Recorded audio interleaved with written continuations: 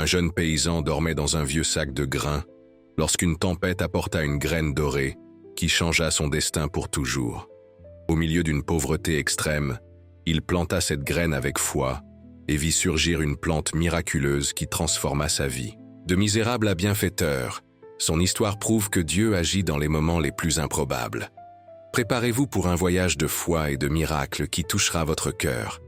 Abonnez-vous, laissez votre like et commentez d'où vous regardez. Dans le petit village de Bellecombe, où le soleil frappait la terre avec la même intensité que l'espérance abandonnait les cœurs, vivait un jeune paysan dont le nom résonnait comme un soupir parmi les habitants. Jean. À 28 ans, son existence se résumait à un cycle implacable de privations. Il ne possédait pas de lit digne de ce nom. Il dormait enroulé dans un vieux sac de grains, de ceux que les plus aisés jetaient sans hésiter. Ses doigts, calleux et marqués par le temps précoce, ne connaissaient que le poids de la houe et l'ardeur des ampoules qui ne cicatrisaient jamais complètement. La cabane où il vivait, si l'on pouvait appeler ainsi cette construction de terre et de paille, qui semblait ployer sous le poids des adversités, n'avait qu'une seule pièce, où le vent entrait sans demander la permission par les fissures des murs imparfaits. À côté d'elle, comme une extension de sa propre obstination, Jean entretenait un modeste potager, un petit rectangle d'espérance verte au milieu de l'aridité environnante. C'est là, sur ce lopin de terre, qu'il déposait non seulement des graines, mais aussi des fragments de ses rêves jamais réalisés. Son unique compagnon dans ce voyage de solitude était Grisou, un âne vieux et têtu, dont les grands yeux sombres semblaient porter plus de sagesse que beaucoup d'hommes du village. Ensemble, ils formaient un duo improbable, un homme qui refusait d'abandonner sa terre et un animal qui refusait d'abandonner son maître.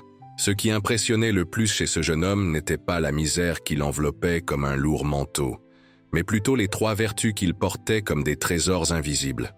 Une foi qui restait inébranlable même lorsque le ciel semblait sourd à ses prières, une générosité qui le poussait à partager le peu qu'il avait avec ceux qui avaient encore moins, et une persévérance qui faisait que les pierres du chemin semblaient de simples grains de sable sous ses pieds déterminés. Cependant, derrière ce sourire aimable qu'il offrait à tous ceux qui croisaient son chemin, se cachait un conflit qui grandissait comme une mauvaise herbe dans sa poitrine. Devait-il rester sur cette terre qui avait appartenu à ses ancêtres, où chaque grain de sable racontait une histoire familiale, ou devait-il partir à la recherche d'une vie meilleure, comme tant d'autres jeunes l'avaient déjà fait? Cette question l'accompagnait pendant les nuits d'insomnie, alors qu'il contemplait les étoiles à travers les fissures du toit précaire. Un matin d'automne, alors qu'il récoltait les quelques légumes qui avaient survécu à la sécheresse pour les vendre au marché local, Jean remarqua un changement soudain dans l'air. Le vent, qui n'était auparavant qu'une douce brise, commença à prendre de la force, apportant avec lui un présage de tempête. À l'horizon, un nuage jaunâtre avançait comme une armée implacable. « Tempête de sable », murmura-t-il pour lui-même, sentant son cœur s'accélérer.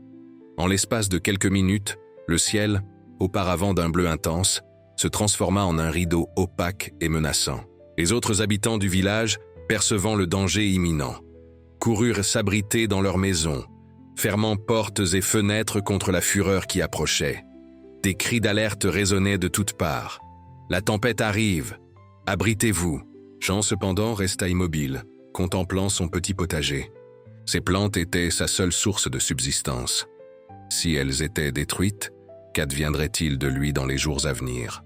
Dans un élan désespéré, il s'agenouilla sur la terre et commença à couvrir les plantes les plus fragiles de son propre corps, comme une mère protégeant ses enfants du danger. « Rentrez, jeune homme, vous allez mourir dehors !» cria un voisin alors qu'il courait vers sa maison. Mais Jean n'entendait pas, ou peut-être entendait-il, mais il avait déjà décidé que certaines choses valaient le risque. Lorsque la tempête l'atteignit enfin, il sentit des milliers d'aiguilles invisibles percer sa peau exposée. Le sable pénétrait dans ses yeux, dans ses narines, dans sa bouche, mais il n'abandonna pas sa position. Le monde devint un chaos doré et bruyant. Le vent hurlait comme une bête affamée, et le sable semblait danser une danse frénétique et destructrice. Combien de temps dura cette fureur? Quelques minutes? Des heures? Le temps avait perdu son sens dans ce tourbillon qui semblait vouloir tout arracher de la surface, de la terre. Lorsque la tempête fut enfin passée, ne laissant derrière elle qu'un silence chargé de poussière, Jean se releva lentement. Ses yeux brûlaient et son corps tout entier semblait recouvert d'une seconde peau faite de sable. Autour de lui, la dévastation était complète. Son potager, ce petit miracle vert qui lui avait coûté tant d'efforts, n'existait plus. Les plantes avaient été arrachées, les feuilles déchiquetées, les fruits perdus. Il tomba à genoux, sentant le poids du désespoir plier son échine. Comment survivrait-il maintenant? Comment affronterait-il les jours à venir sans rien? À vendre, sans rien à manger? Pour la première fois depuis longtemps, une larme échappa de ses yeux, traçant un chemin propre sur son visage couvert de sable. C'est alors que quelque chose attira son regard. Là, au milieu des décombres de ce qui avait été son potager, quelque chose brillait avec une intensité inhabituelle. Jean s'approcha, curieux, et écarta le sable avec des doigts tremblants. Ce qu'il trouva fit bondir son cœur. Une graine, mais pas une graine ordinaire. Celle-ci scintillait comme de l'or liquide sous le soleil de l'après-midi, émanant une lueur qui semblait venir de son intérieur. Elle avait la taille d'une amande, parfaitement ovale, comme si elle avait été sculptée par des mains divines. Jean la ramassa avec soin, sentant une agréable chaleur se répandre dans ses doigts au contact de cet objet mystérieux. D'où venait cette graine? Il n'avait jamais rien vu de pareil de toute sa vie. Avait-elle été apportée par la tempête? Était-ce un cadeau des cieux ou simplement une autre épreuve déguisée en espérance? Sans savoir quoi faire de ce trésor inattendu, Jean décida de chercher conseil auprès de la personne la plus sage qu'il connaissait, le vieil homme du village, un homme nommé Robert, dont les yeux semblaient avoir été témoins de la naissance des étoiles. La maison de Robert se trouvait au point culminant du village, comme s'il voulait être plus proche du ciel. C'était une construction simple, mais solide, qui avait résisté à d'innombrables tempêtes au fil des décennies. Le vieil homme était assis sur son tabouret de bois sur la véranda, comme s'il attendait déjà des visites, lorsque Jean arriva essoufflé, encore couvert de sable. « Je savais que tu viendrais, mon fils », dit le vieil homme avec un sourire serein qui révélait plus de gencives que de dents. « La tempête a apporté plus que la destruction, n'est-ce pas ?» Jean s'arrêta, surpris. Comment le vieil homme pouvait-il savoir? Sans mots, il tendit la main et montra la graine dorée qui reposait dans sa paume. Robert ne montra aucune surprise. Ses yeux, brouillés par l'âge mais toujours perspicaces, brillèrent d'une connaissance ancienne. Il prit la graine avec ses mains ridées, qui semblaient des branches sèches d'un arbre centenaire, et ferma les yeux. Pendant de longs moments, il resta silencieux, comme s'il écoutait une voix que lui seul pouvait entendre. Lorsqu'il rouvrit, enfin les yeux, un sourire illumina son visage vieilli. « Ce n'est pas une graine ordinaire, Jeanne. C'est un cadeau divin envoyé spécialement pour toi. Pour moi, mais pourquoi? Je ne suis qu'un paysan sans rien à offrir. » Le vieil homme rendit la graine, la plaçant doucement dans la main de Jean et refermant les doigts du jeune homme autour d'elle, comme quelqu'un qui confie un secret précieux. « Parfois, mon fils, les cieux choisissent les vases les plus improbables pour déverser leurs bénédictions les plus abondantes. Plante cette graine avec foi, arrose-la d'espérance, et tu verras des merveilles se produire. » Bien qu'une partie de Jean restât sceptique, après tout, comment une simple graine, aussi extraordinaire qu'elle puisse paraître, pouvait-elle changer le cours de son existence misérable? Il décida de suivre le conseil du vieil homme. Qu'avait-il à perdre après tout? Son potager était déjà détruit, ses plans anéantis. Cette graine, qu'elle soit magique ou non, représentait au moins un nouveau départ. Cette même nuit, sous le témoignage silencieux des étoiles, Jean prépara un petit parterre au centre de ce qui avait été son potager. Il travailla avec soin, enlevant pierres et racines, ameublissant la terre à main nue. Lorsque le sol fut prêt, il creusa un petit trou et, après un moment d'hésitation, y déposa la graine dorée. Il la recouvrit de terre et, suivant une impulsion qu'il ne comprit pas lui-même, il s'agenouilla et murmura « Je ne sais pas si tu es magique, je ne sais pas si tu viens des cieux ou si tu n'es qu'une autre illusion. Mais s'il y a vraiment un but à ta venue, je te prie de grandir et de montrer ton pouvoir. non seulement pour moi, mais pour tous ceux qui souffrent sur cette terre si éprouvée. Les jours qui suivirent furent marqués par une attente anxieuse. Le village entier souffrait de la sécheresse qui durait depuis des mois. Les puits commençaient à s'assécher, les plantations mouraient, et le désespoir grandissait comme une mauvaise herbe dans le cœur des villageois. Jean visitait son parterre plusieurs fois par jour, cherchant le moindre signe que la graine était en train de germer. Rien ne se passait. Une semaine passa. L'espérance, cette fleur fragile que Jean cultivait dans sa poitrine, commençait à se flétrir. Peut-être le vieil homme s'était-il trompé. Peut-être cette graine n'était-elle qu'une curiosité de la nature, belle mais vide de but. C'est alors que, le matin du 8e jour, en visitant son parterre à l'aube, Jean vit quelque chose qui fit s'arrêter son cœur. Un petit germe vert émergeait de la terre sèche. Mais ce n'était pas un germe ordinaire. Tout comme la graine dont il était issu, il brillait d'une lumière douce et dorée, comme s'il captait les premiers rayons du soleil et les amplifiait. Jean tomba à genoux devant ce miracle, des larmes coulant librement sur son visage. Là, au milieu de la terre desséchée par la sécheresse, où rien d'autre ne parvenait à pousser, cette petite plante défiait toutes les lois de la nature. À mesure que les jours passaient, la plante grandissait, à un rythme impressionnant. En 2 semaines, c'était déjà un arbuste aux feuilles larges et brillantes, dont la lumière pouvait être vue de loin pendant la nuit. En 1 mois, elle était devenue un arbre petit mais robuste, avec des branches qui s'étendaient comme des bras accueillants et un tronc qui semblait fait d'or poli. La nouvelle de cette merveille se répandit rapidement. Les villageois commencèrent à visiter le terrain de Jean, émerveillés par la plante qui non seulement survivait, mais prospérait au milieu de la sécheresse dévastatrice.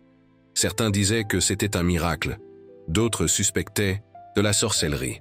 Il y avait ceux qui affirmaient que Jean avait fait un pacte avec les forces occultes. Le jeune paysan, cependant, savait seulement que cette plante était un cadeau, et comme telle, elle devait être partagée. Il réalisa que les feuilles de l'arbre, une fois séchées et moulues, produisait un thé au goût sucré et aux propriétés revigorantes. Il commença à le distribuer aux malades du village, et à sa surprise, beaucoup rapportaient des améliorations significatives, en particulier ceux qui souffraient de maux d'estomac. C'est à cette époque qu'un marchand itinérant, un homme appelé David, passa par le village. C'était un homme d'âge moyen, aux yeux astucieux et à la barbe bien entretenue, vêtu de vêtements fins qui dénonçaient sa prospérité. Entendant des rumeurs sur l'arbre miraculeux, il décida d'enquêter personnellement. Lorsqu'il arriva sur le terrain de Jean et vit cet arbre brillant, ses yeux astucieux reconnurent immédiatement une opportunité. Il n'était pas un homme superstitieux. Il voyait le monde à travers les lunettes du commerce et du profit. Mais il savait reconnaître quelque chose de précieux quand il le voyait. « Jeune homme, dit-il à Jean, après avoir observé comment les villageois venaient chercher les feuilles miraculeuses, avez-vous idée du trésor que vous possédez? Cette plante, je n'ai jamais rien vu de pareil dans mes voyages en terre lointaine. » Jean, dans sa simplicité, haussa simplement les épaules. Ce fut un cadeau des cieux. Il ne m'appartient pas vraiment. Je la cultive simplement pour aider ceux qui en ont besoin. Le marchand sourit, un sourire qui n'atteignait pas ses yeux. Noble sentiment. Mais sachez que ces feuilles que vous distribuez gratuitement valent de l'or dans les grandes villes. Il y a des nobles et de riches marchands qui paieraient des fortunes pour des remèdes à leurs maux d'estomac. Vendre? Je n'y avais jamais pensé, confessa Jean en se grattant la tête. Eh bien, vous devriez. Je vous offre une somme considérable pour le secret de cette plante. Dites-moi comment la cultiver et je vous donnerai assez de pièces. Pour construire une maison de pierre et ne plus jamais dormir dans un vieux sac. La tentation était grande. Jean regarda ses vêtements déchirés, ses mains calleuses, sa cabane misérable. Avec l'argent offert par le marchand, il pourrait, avoir une vie digne. Mais quelque chose dans son cœur l'empêchait d'accepter. « Je ne peux pas vendre ce qui ne m'appartient pas véritablement, » répondit-il finalement. « Mais peut-être pouvons-nous trouver un autre chemin. » Et ainsi naquit un partenariat improbable. Jean fournirait les graines et les feuilles de la plante miraculeuse, tandis que David s'occuperait de la distribution dans les grandes villes.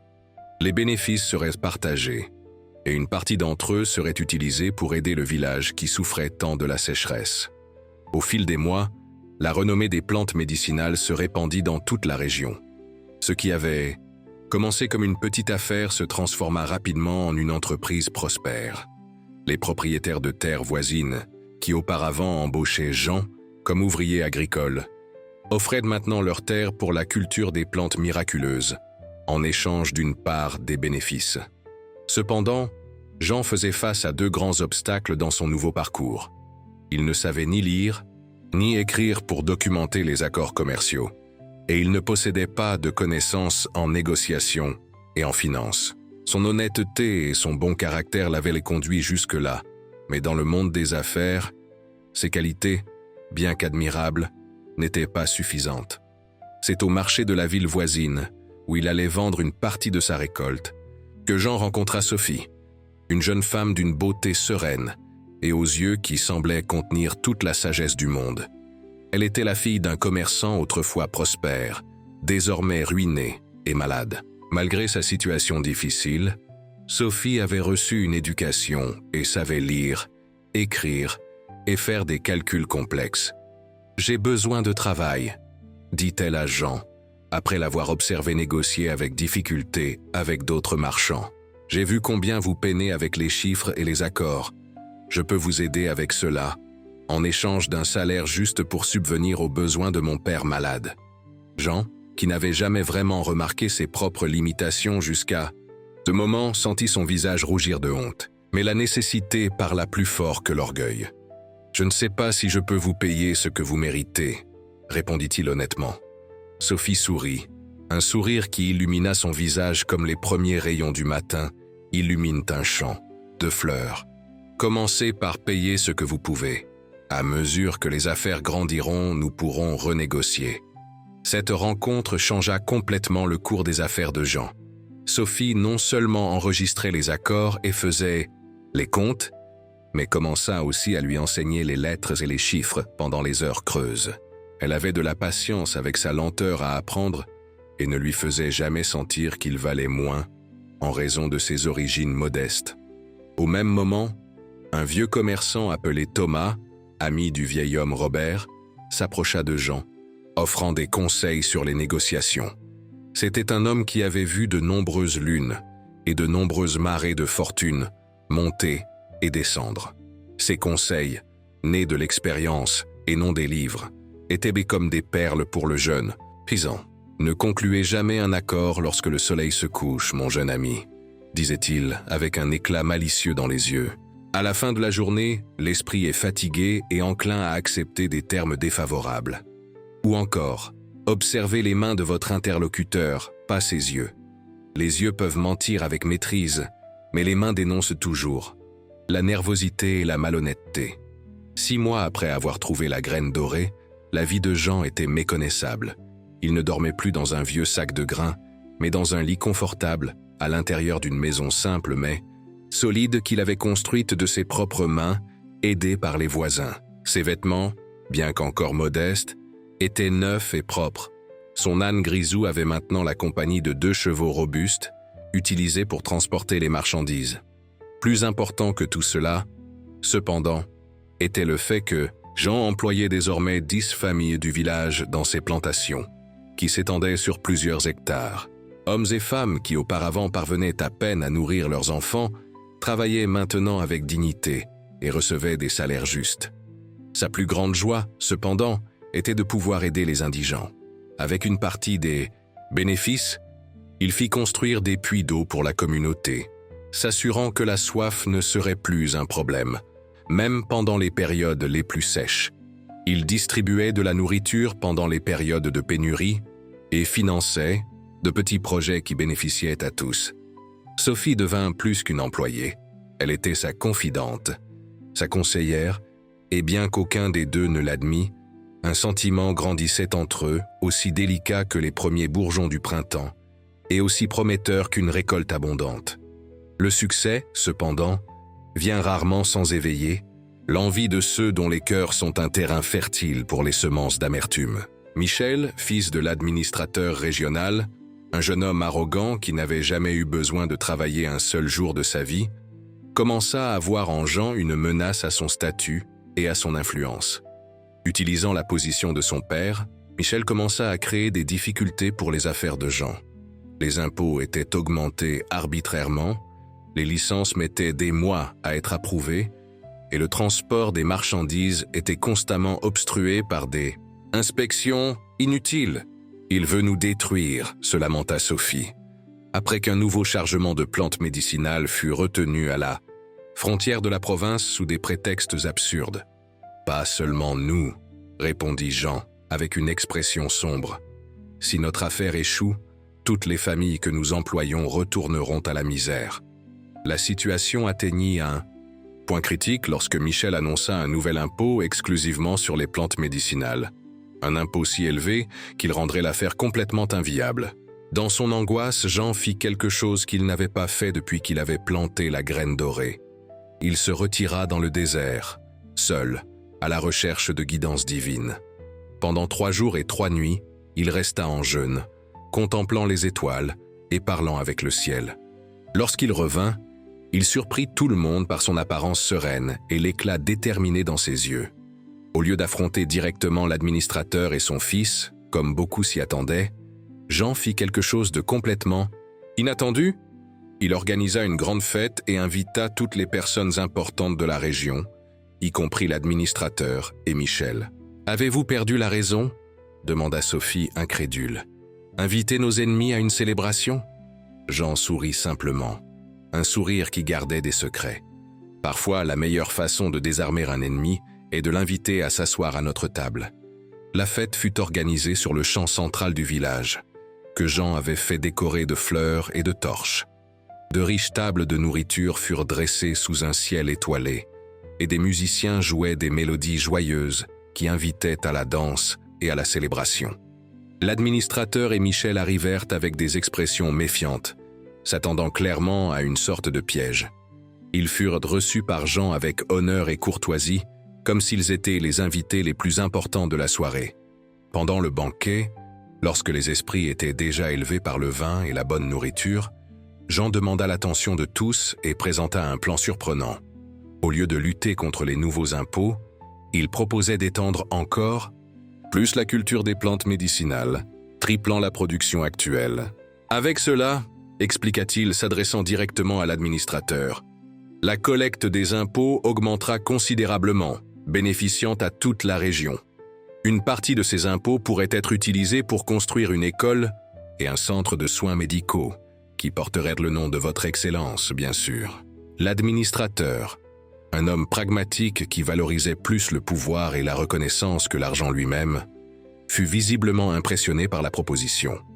La perspective d'avoir son nom associé à des œuvres publiques qui bénéficieraient au peuple et par conséquent augmenteraient sa popularité était trop tentante pour refuser.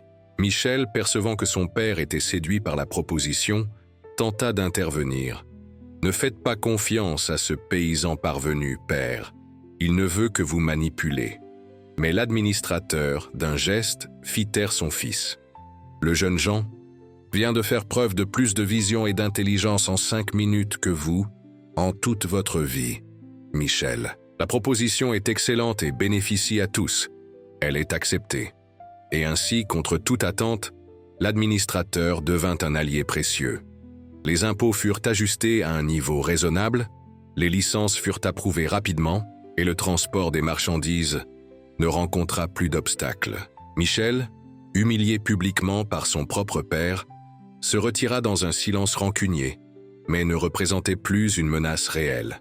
L'expansion proposée par Jean fut mise en œuvre avec succès dans les mois suivants.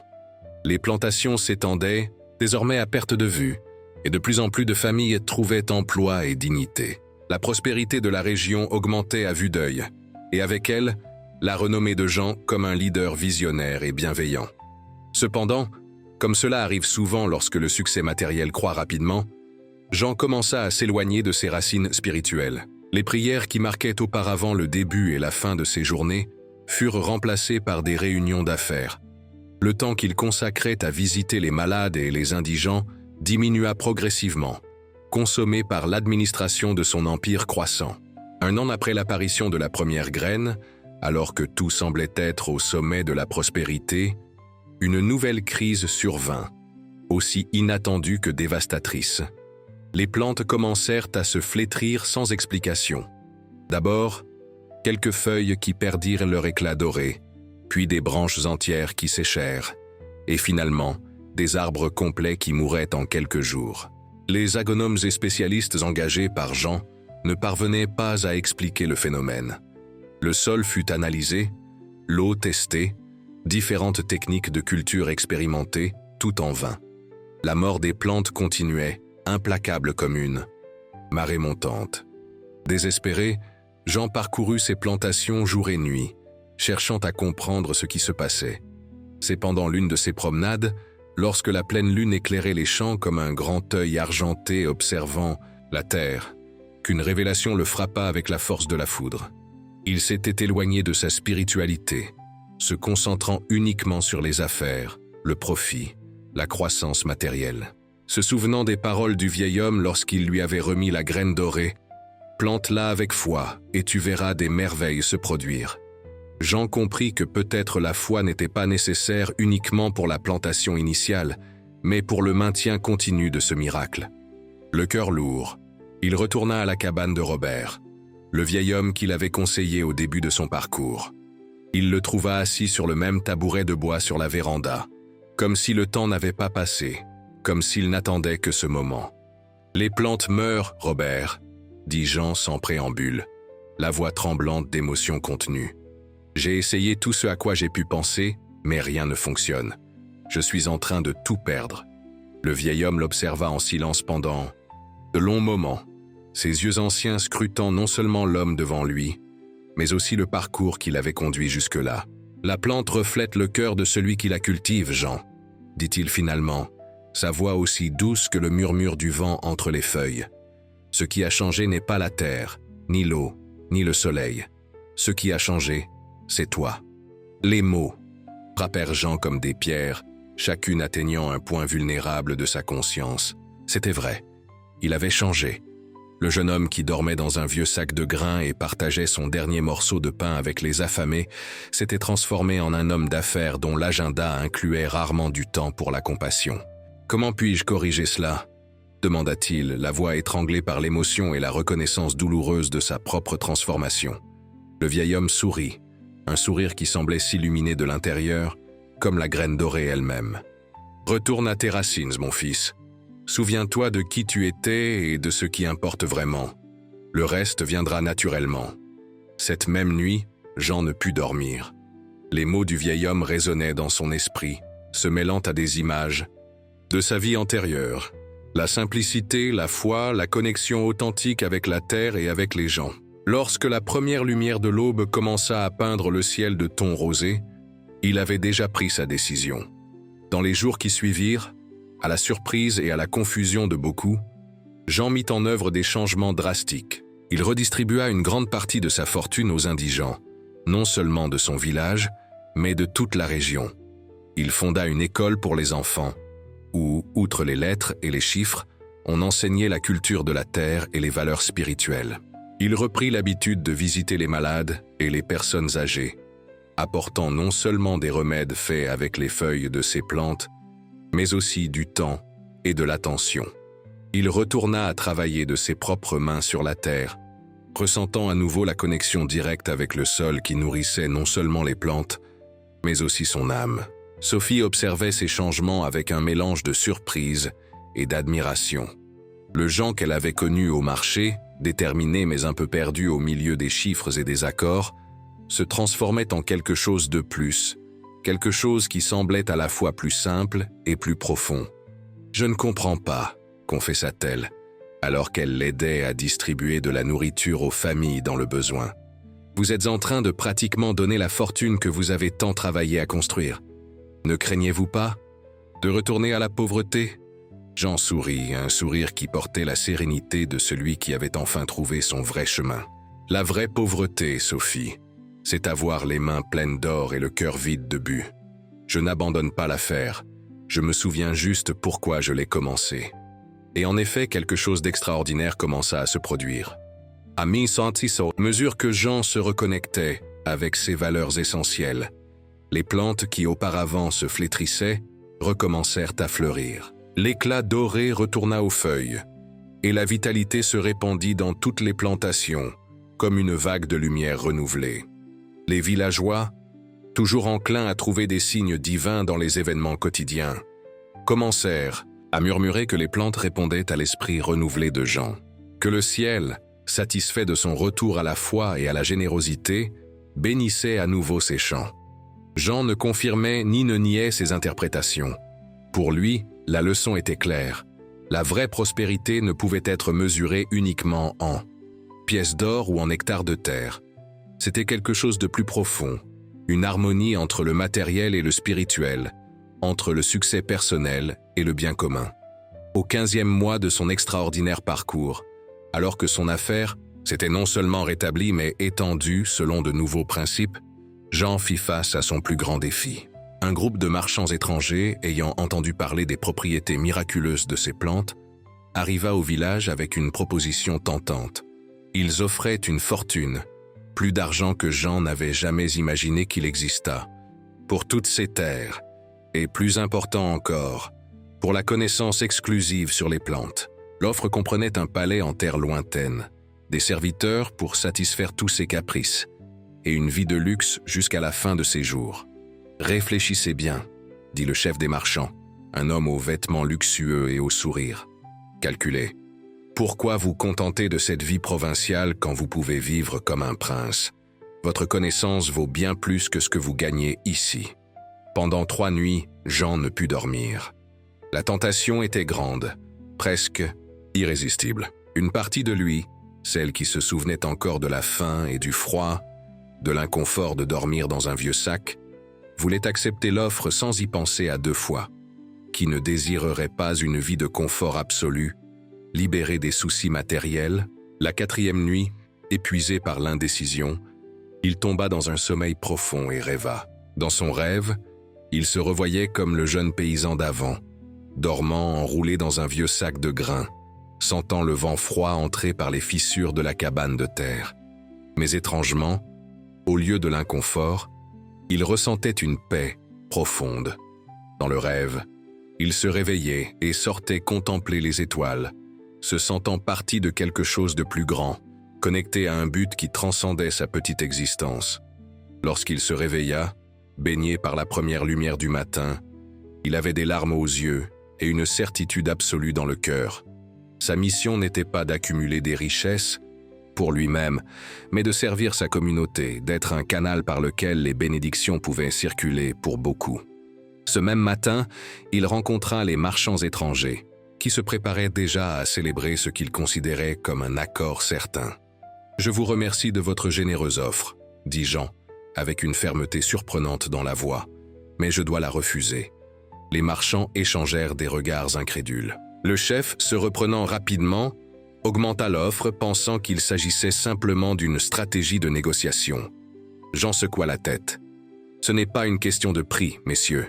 C'est une question de but. La connaissance que je possède ne m'appartient pas exclusivement. Elle appartient à cette terre, à ce peuple. Je ne peux pas la vendre comme s'il s'agissait d'une marchandise ordinaire. »« Mais c'est une marchandise !» s'exclama l'un des marchands, exaspéré, « et extrêmement précieuse. »« Pour moi, c'est un don, » répondit Jean, sereinement. « Et les dons ne doivent pas être vendus, mais partagés. » Au lieu d'accepter l'offre des étrangers, Jean fit quelque chose qui laissa le village entier bouche bée. Il annonça qu'il enseignerait la culture des plantes à tous les villageois intéressés, partageant gratuitement la connaissance qu'il gardait auparavant avec tant de zèle.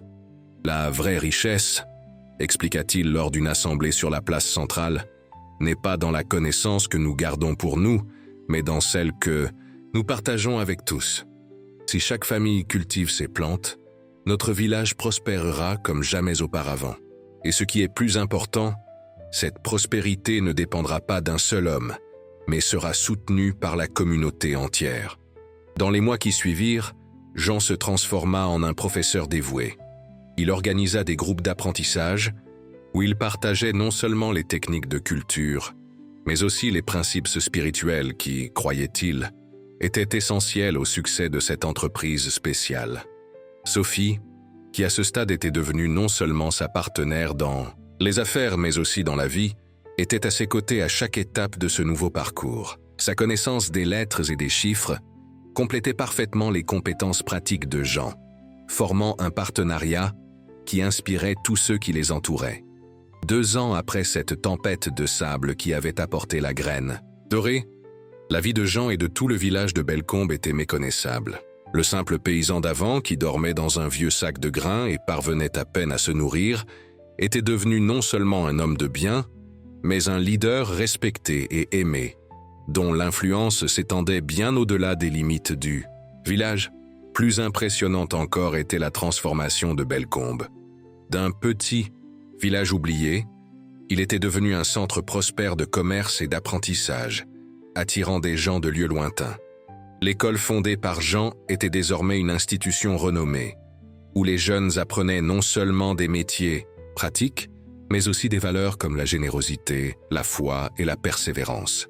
Les champs dorés, qui appartenaient auparavant exclusivement à Jean, s'étendaient maintenant dans toutes les directions, cultivés par des dizaines de familles qui avaient appris les secrets des plantes miraculeuses.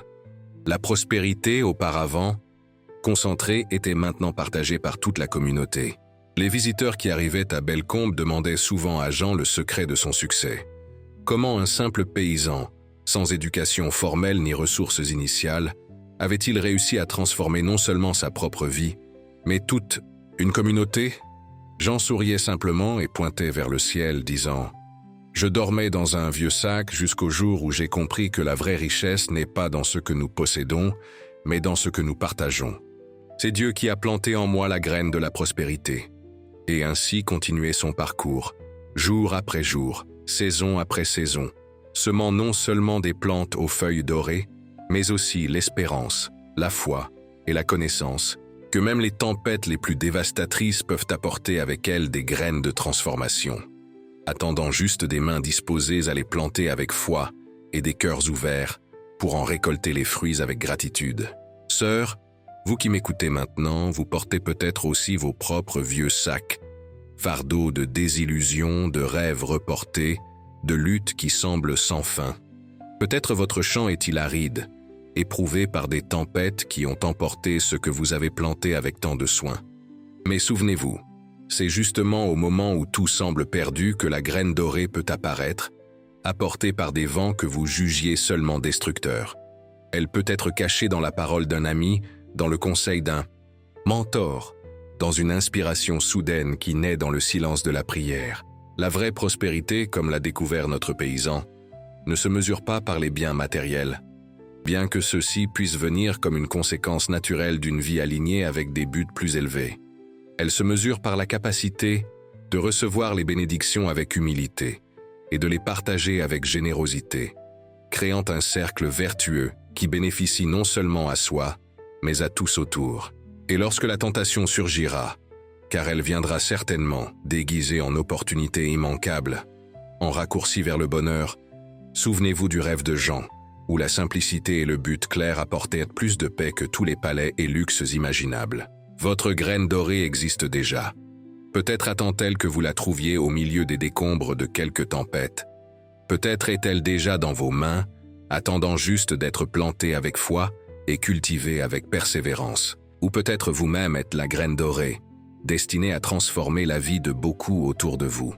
Indépendamment de là où vous êtes dans votre parcours, sachez que les vents peuvent changer, les tempêtes peuvent passer, et les champs qui aujourd'hui semblent arides peuvent, demain, briller de l'or d'une récolte abondante. Il suffit d'avoir foi, de rester fidèle à vos valeurs essentielles, et de vous souvenir toujours que la plus précieuse de toutes les récoltes est celle qui nourrit non seulement le corps, mais aussi l'âme.